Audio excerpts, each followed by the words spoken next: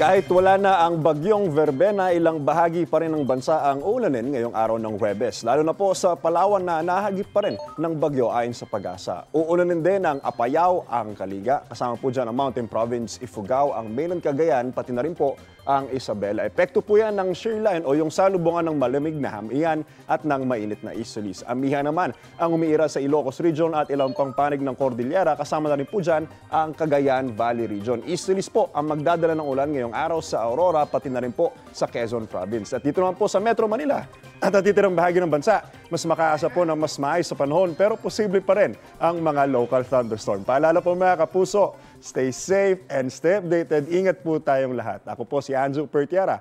Know the weather before you go. Para mark safe lagi. Mga kapuso. Kapuso, huwag magpapahuli sa latest news and updates. Mag-iuna ka sa balita at mag-subscribe sa YouTube channel ng GMA Integrated News.